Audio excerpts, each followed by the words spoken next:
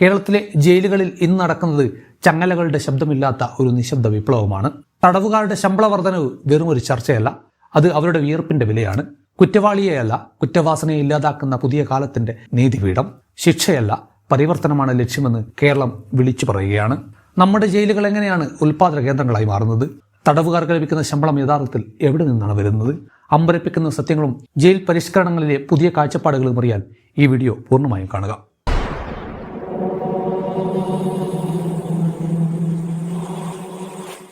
ഇരുമ്പഴികൾ അടഞ്ഞുകിടക്കുന്ന ഒരു വാതിലിനപ്പുറം ജീവിതം നിശ്ചലമായി നിൽക്കുന്നു എന്നതാണ് പൊതുവെ ജയിലുകളെക്കുറിച്ചുള്ള സമൂഹം കരുതി വന്ന ധാരണ.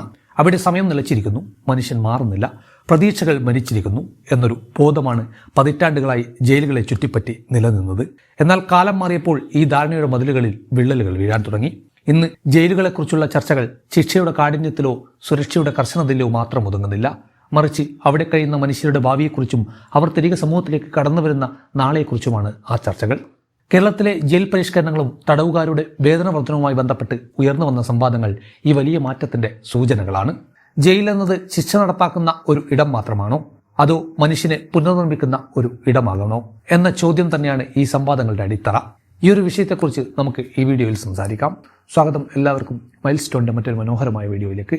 കാത്തിരിക്കാതെ ചാനൽ സബ്സ്ക്രൈബ് ചെയ്യുക. അഭിപ്രായങ്ങളും വിമർശനങ്ങളും എന്തു തന്നെയായാലും നിങ്ങൾക്ക് പങ്കുവെക്കാവുന്നു.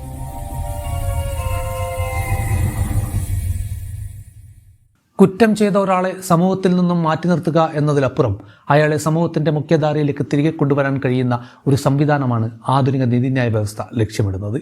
ഈ കാഴ്ചപ്പാടിലാണ് കേരളത്തിലെ ജയിൽ പരിഷ്കരണങ്ങളെ വായിക്കേണ്ടത്. ശിക്ഷ എന്നത് പ്രതികാരമല്ല, മറിച്ച് പരിവർത്തനമാണ് എന്ന ആശയം ഇവിടെ കേന്ദ്രസ്ഥാനത്ത് നിൽക്കുന്നു.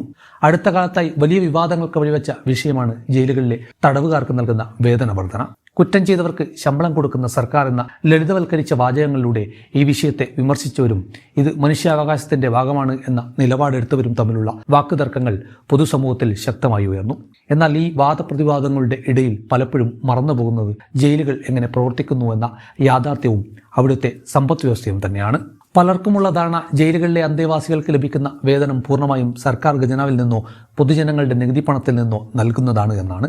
എന്നാൽ കേരളത്തിലെ ജയിലുകളുടെ യഥാർത്ഥ ചിത്രം അതിനേക്കാൾ സങ്കീർണവും ശ്രദ്ധേയവുമാണ്. ഇന്ന് കേരളത്തിലെ പല ജയിലുകളും കേവലം ഒരു തടവറയല്ല, അവ വലിയ ഉൽപാദന കേന്ദ്രങ്ങളാണ്. ഭക്ഷ്യവസ്തുക്കൾ, ബേക്കറി ഉൽപ്പന്നങ്ങൾ, ഫർണിച്ചറുകൾ, വസ്ത്രങ്ങൾ, ഫയലുകൾ, ഗൃഹോപകരണങ്ങൾ, കൃഷി ഉൽപ്പന്നങ്ങൾ തുടങ്ങി ഈ ജയിലിൽ നിന്നുണ്ടാക്കുന്ന ഉൽപ്പന്നങ്ങൾ ഇന്ന് പൊതുവിപണിയിൽ അംഗീകാരം നേടിയിട്ടുണ്ട്. ഫ്രീഡം പോലുള്ള ബ്രാൻഡുകൾ തന്നെ ഈ മാറ്റത്തിന്റെ പ്രതീകങ്ങളായി മാറിയിരിക്കുന്നു. ഈ ഉൽപാദന പ്രവർത്തനങ്ങളിലൂടെ ലഭിക്കുന്ന വരുമാനത്തിന്റെ ഒരു നിശ്ചിത വിഹിതമാണ് തടവുകാർക്ക് വേതനമായി നൽകുന്നത്. അതായത് ഒരു തടവുകാരന് ലഭിക്കുന്ന പണം സർക്കാർ നൽകുന്ന ഔദാര്യമല്ല, മറിച്ച് തന്റെ അധ്വാനത്തിന്റെ ഫലമാണ്.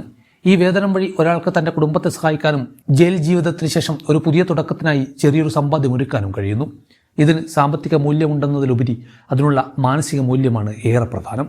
സ്വന്തം അധ്വാനത്തിന് പ്രതിഫലം ലഭിക്കുമ്പോൾ ഒരാൾക്ക് സ്വന്തം സ്വാഭിമാനം വീണ്ടെടുക്കാൻ കഴിയുന്നു. ജോലിയോടുള്ള ആദരവും ഉത്തരവാദിത്ത ബോധവും അവിടെ വളരാൻ തുടരുന്നു. കേരളത്തിലെ ജയിലുകളിൽ നടക്കുന്ന തൊഴിൽ പരിശീലനങ്ങളും ഉൽപാദന പ്രവർത്തനങ്ങളും ഒരു വ്യക്തിയുടെ ദിനചര്യയെ തന്നെ മാറ്റിമറിക്കുന്നു.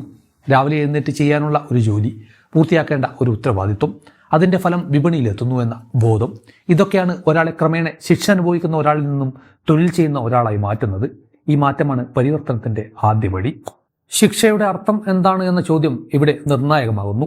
ഇന്ത്യൻ നീതിന്യായ വ്യവസ്ഥയിൽ ശിക്ഷ എന്നത് പ്രതികാരത്തിന്റെ ഉപാധിയായി മാത്രം കാണപ്പെടുന്നില്ല. റീഫോർമേറ്റീവ് തിയറി ഓഫ് പണിഷ്മെന്റ് അഥവാ പരിഷ്കരണ സിദ്ധാന്തമാണ് നമ്മുടെ ഭരണഘടനയും കോടതികളും ഉയർത്തിപ്പിടിക്കുന്നത്. ഒരു കുറ്റവാളിയെ ശിക്ഷിക്കുന്നതിലൂടെ അയാളെ ഇല്ലാതാക്കുകയോ ക്രൂരമായി പീഡിപ്പിക്കുകയോ ചെയ്യുക എന്നതല്ല ലക്ഷ്യം. മറിച്ച് നിയമം ലംഘിച്ച വ്യക്തിയെ തന്റെ തെറ്റുകൾ തിരിച്ചറിയാനും ഉത്തമ പൗരനായി സമൂഹത്തിലേക്ക് തിരിച്ചെത്താനും പ്രാപ്തനാക്കുക എന്നതാണ് മഹാത്മാഗാന്ധി പറഞ്ഞ പാപത്തെ വെറുക്കുക, പാപിയെ സ്നേഹിക്കുക എന്ന വാചകം. ഇത് ഇവിടെ വെറും ആദർശവാക്യമല്ല, ഇത് ഒരു സാമൂഹിക ദർശനമാണ്. ഒരാൾ കുറ്റം ചെയ്തു എന്നത് അയാളുടെ മനുഷ്യത്വം പൂർണ്ണമായും നശിച്ചു എന്നതിന് തെളിവല്ല. പലപ്പോഴും ദാരിദ്ര്യം, വിദ്യാഭ്യാസക്കുറവ്, സാമൂഹിക അനീതി, തെറ്റായ കൂട്ടുകെട്ടുകൾ, ഒരു നിമിഷത്തിലെ തെറ്റായ തീരുമാനങ്ങൾ തുടങ്ങിയ ഇത്തരം സാഹചര്യങ്ങളാണ് ഒരാളെ കുറ്റകൃത്യത്തിലേക്ക് തള്ളിവിടുന്നത്.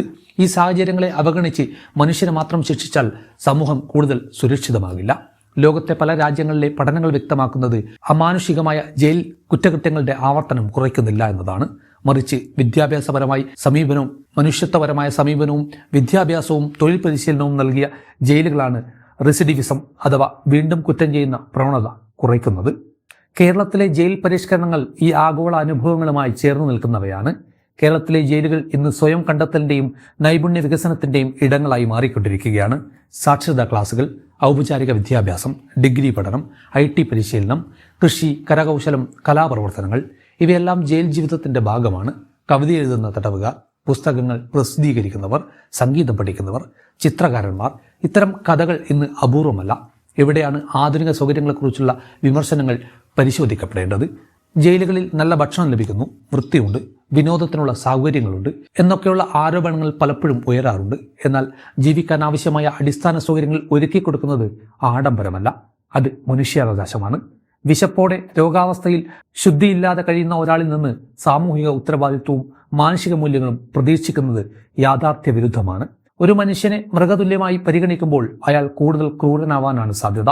എന്നാൽ മാന്യമായ തൊഴിൽ സാഹചര്യങ്ങളും പഠനാവസരങ്ങളും സ്നേഹപൂർണ്ണമായ സമീപനവും നൽകുമ്പോൾ അയാളിലെ കുറ്റവാളി ക്രമേണ ഇല്ലാതാവുന്നു.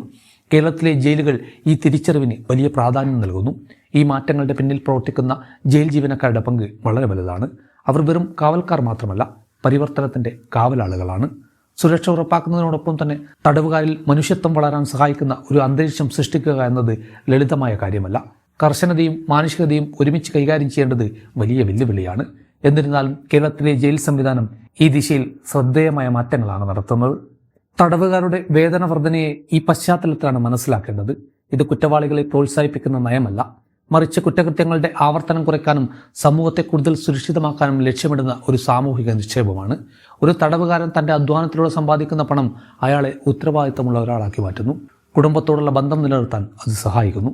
പുറത്തിറങ്ങിയ ശേഷം വീണ്ടും കുറ്റകൃത്യത്തിലേക്ക് പോകേണ്ടി വരാത്ത സാഹചര്യം സൃഷ്ടിക്കാൻ അതൊരു അടിത്തറയാകുന്നു. കേരളത്തിലെ ജയിൽ പരിഷ്കരണങ്ങൾ മറ്റു സംസ്ഥാനങ്ങളുമായി താരതമ്യം ചെയ്യുമ്പോൾ പോലും ശ്രദ്ധേയമാണ്. പല സംസ്ഥാനങ്ങളിലും ജയിലുകൾ ഇപ്പോഴും ശിക്ഷയുടെ ഇരുണ്ട ഇടങ്ങളായി തുടരുമ്പോൾ കേരളം അവയെ പുനരധിവാസ കേന്ദ്രങ്ങളായി മാറ്റാനുള്ള ശ്രമത്തിലാണ്. ഇത് പൂർണ്ണതയിൽ എത്തിയിട്ടില്ലെന്നത് സത്യമാണെങ്കിലും ദിശ ശരിയാണെന്നത് നിഷേധിക്കാൻ കഴിയില്ല. ഈ വിഷയത്തെ വികാരാധീനമായ പ്രതികാരബോധത്തോടെ കാണാതെ ദീർഘവീക്ഷണത്തോടെ കാണേണ്ടതുണ്ട്.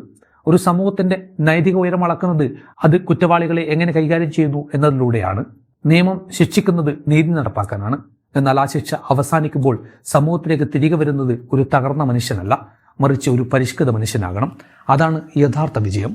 അതാണ് പരിവർത്തനത്തിൻ്റെ കാവലാളുകൾ കാത്തു സൂക്ഷിക്കുന്ന കേരളത്തിൻ്റെ ജയിൽ പരിഷ്കാരങ്ങളുടെ ആത്മാവ്. ഇന്നത്തെ ജയിൽ പരിഷ്കരണങ്ങളെ പൂർണ്ണമായി മനസ്സിലാക്കണമെങ്കിൽ നമ്മൾ ഒരു നിമിഷം മുന്നോട്ട് നടക്കണം. കോളനിവൽക്കരണ കാലഘട്ടത്തിൽ ഇന്ത്യയുടെ ജയിലുകൾ ശിക്ഷയുടെ പ്രതീകങ്ങളായിരുന്നു. ബ്രിട്ടീഷ് ഭരണകൂടത്തിന് ജയിൽ എന്നത് മനുഷ്യനെ തിരുത്താനുള്ള ഇടമല്ല, മറിച്ച് ഭരണകൂടത്തെ ചോദ്യം ചെയ്യുന്നവരെ തകർക്കാനുള്ള ആയുധമായിരുന്നു. വിശപ്പും രോഗവും ക്രൂരമായ ശിക്ഷകളും അവിടെ സാധാരണമായിരുന്നു. തടവുകാരൻ ഒരു മനുഷ്യനല്ല, നിയന്ത്രിക്കപ്പെടേണ്ട ഒരു ശരീരമായിട്ടാണ് കാണപ്പെട്ടത്. ഈ ശിക്ഷാദർശനത്തിൻ്റെ അവശിഷ്ടങ്ങൾ സ്വാതന്ത്ര്യാനന്തര ഇന്ത്യയിൽ പലയിടങ്ങളിലും തുടർന്നു. എന്നാൽ ഭരണഘടന നിലവിൽ വന്നതോടെ ശിക്ഷയെക്കുറിച്ചുള്ള കാഴ്ചപ്പാടിൽ അടിസ്ഥാനപരമായ മാറ്റം സംഭവിച്ചു. മനുഷ്യാവകാശം, വ്യക്തിയുടെ മാന്യത, ജീവിക്കാനുള്ള അവകാശം ഇവയെല്ലാം ശിക്ഷ അനുഭവിക്കുന്നവർക്കും ബാധകമാണെന്ന തിരിച്ചറിവ് ശക്തമായി. സുപ്രീം കോടതിയുടെ പല വിധികളും ജയിലുകൾ മനുഷ്യാവകാശ ശൂന്യപ്രദേശങ്ങളല്ലെന്ന് ആവർത്തിച്ച് പ്രഖ്യാപിച്ചു. ഇതിൻ്റെ പ്രതിഫലമായിട്ടാണ് ക്രമേണ പരിഷ്കരണ ആശയങ്ങൾ ജയിലുകളിലേക്ക് കടന്നു വന്നത്.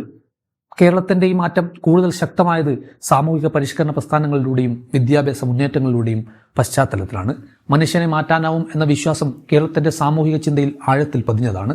അതുകൊണ്ട് തന്നെ ജയിൽ എന്ന സ്ഥാപനവും ഈ മാറ്റത്തിന് വിധേയമായി. രാവിലെ ജയിലിൻ്റെ അകത്തളത്തിൽ മുഴങ്ങുന്ന ബെല്ലിൻ്റെ ശബ്ദം ഒരു സാധാരണ ദിവസത്തിൻ്റെ തുടക്കമാണ്. എന്നാൽ അതൊരാളുടെ ജീവിതത്തിൻ്റെ ക്രമവും ഉത്തരവാദിത്വവും തിരിച്ചു കൊണ്ടുവരുന്ന ശബ്ദവുമാണ്. പ്രഭാതകൃത്യങ്ങൾ, ജോലി, പഠനം, പരിശീലനം, ഈ ദിനചര്യ ഒരാളെ ക്രമേണ ശിക്ഷ അനുഭവിക്കുന്ന ഒരാളിൽ നിന്ന് ജോലി ചെയ്യുന്ന ഒരാളാക്കി മാറ്റുന്നു. ഒരു ഫർണിച്ചർ വർക്ക്ഷോപ്പിൽ മേശയോ കസേരയോ നിർമ്മിക്കുന്ന കൈകൾ പുറത്തൊരു വീട്ടിൽ അത് ഉപയോഗിക്കപ്പെടുമെന്ന് അറിയുമ്പോൾ അവിടെ ഒരു അഭിമാനം ജനിക്കുന്നു. ബേക്കറിയിൽ അപ്പം ഉണ്ടാക്കുന്ന ഒരാൾ അത് കുട്ടികൾ കഴിക്കുന്നുണ്ടാകുമെന്ന ചിന്തയിൽ തൻ്റെ ജോലി കൂടുതൽ ശ്രദ്ധയോടെ ചെയ്യുന്നു. ഈ ബന്ധമാണ് സമൂഹത്തോടുള്ള അകലം കുറയ്ക്കുന്നത്. ഉച്ചയ്ക്ക് പഠന ക്ലാസ്, ചിലർക്ക് അക്ഷരമാലയിലേക്കുള്ള തിരിച്ചുവരവാണ്, ചിലർക്കത് ഡിഗ്രിയിലേക്കുള്ള മുന്നേറ്റം. ജയിൽ ജീവിതത്തിൽ ആദ്യമായി ഒരു പുസ്തകം മുഴുവനായി വായിച്ചു തീർക്കുന്നവരും ഇവിടെ ഉണ്ടാകുന്നു. അറിവ് ഒരാളുടെ ഉള്ളിലെ ഇരുട്ടിനെ പതുക്കെ അകറ്റുന്നു. വൈകുന്നേരം കലാപ്രവർത്തനങ്ങൾ, കവിത, സംഗീതം, ചിത്രരചന, സ്വന്തം വേദനകൾ വാക്കുകളിലൂടെയോ വരകളിലൂടെയോ പുറത്തേക്കൊഴുക്കുമ്പോൾ ഒരാൾ തൻ്റെ തെറ്റുകളെ നേരിടാൻ തുടങ്ങുന്നു. ഇതാണ് യഥാർത്ഥ ശിക്ഷ, സ്വയം ഏറ്റുമുട്ടുക. ശിക്ഷ അവസാനിക്കുന്ന ദിവസം ജയിലിൻ്റെ കവാടം തുറക്കുമ്പോൾ പുറത്തു നിൽക്കുന്നത് വെറുമൊരു വ്യക്തിയല്ല, ജയിലിനുള്ളിൽ രൂപപ്പെട്ട ഒരു പുതിയ മനുഷ്യനാണ്. കയ്യിൽ ചെറിയൊരു സമ്പാദ്യം, മനസ്സിലൊരു തൊഴിൽ, തലയിൽ ആത്മവിശ്വാസം. ഇതൊക്കെയാണ് അയാളുടെ യഥാർത്ഥ സമ്പത്ത്. ഈ നിമിഷമാണ് ജയിൽ പരിഷ്കരണങ്ങളുടെ യഥാർത്ഥ പരീക്ഷ. അയാൾ വീണ്ടും കുറ്റകൃത്യത്തിലേക്ക് പോകുന്നില്ലെങ്കിൽ ജയിലിനുള്ളിൽ നടത്തിയ എല്ലാ ശ്രമങ്ങളും സമൂഹത്തിൻ്റെ വിജയം തന്നെയാണ്. ഒരാൾ മാറുമ്പോൾ ഒരു കുടുംബം രക്ഷപ്പെടുന്നു. ഒരു കുടുംബം രക്ഷപ്പെടുമ്പോൾ ഒരു തലമുറ മാറുന്നു. കേരളത്തിലെ ജയിൽ പരിഷ്കരണങ്ങളും തടവുകാരുടെ വേതന വർധനവും നമ്മളോട് ഒരു ചോദ്യം ചോദിക്കുന്നു. നമുക്ക് സുരക്ഷിതമായ ഒരു സമൂഹം വേണോ, അതോ പ്രതികാരത്തിൽ ആശ്വാസം കണ്ടെത്തുന്ന ഒരു സമൂഹമോ? മനുഷ്യനെ മാറ്റാനാവില്ലെന്ന് വിശ്വസിക്കുന്ന സമൂഹമാണോ നാം, അതോ മാറ്റത്തിനുള്ള അവസരം നൽകുന്ന സമൂഹമാണോ? നിയമം ശിക്ഷിക്കുന്നത് നീതി നടപ്പാക്കാനാണ്. ആ നീതി അവസാനിക്കുന്നത് ഒരു പുതിയ മനുഷ്യൻ്റെ ജനനത്തിലായിരിക്കണം. ജയിലുകൾ ഇരുട്ടറകളായി തുടരുമ്പോൾ സമൂഹത്തിൻ്റെ ഇരുട്ടും തുടരും. ജയിലുകൾ പരിവർത്തന കേന്ദ്രങ്ങളാവുമ്പോൾ സമൂഹവും വെളിച്ചത്തിലേക്ക് നീങ്ങും. ഇതാണ് കേരളത്തിലെ ജയിൽ പരിഷ്കരണങ്ങളുടെ ആത്മാവ്. ഇത് പൂർണ്ണമല്ല, ഇത് വിമർശനങ്ങൾക്ക് അതീതമല്ല. എന്നാൽ ഇത് മനുഷ്യനെ മനുഷ്യനായി കാണാനുള്ള ധൈര്യത്തിൻ്റെ പ്രഖ്യാപനമാണ്. അതുകൊണ്ട് തന്നെ ഈ പരിഷ്കരണങ്ങൾ വെറും നയമല്ല, ഒരു സാമൂഹിക ദർശനമാണ്. ഇരുമ്പഴിക്കുള്ളിൽ അവസാനിക്കുന്നില്ല മനുഷ്യൻ. ചിലപ്പോൾ അവിടെയാണ് ഒരു പുതിയ മനുഷ്യൻ ആരംഭിക്കുന്നത്.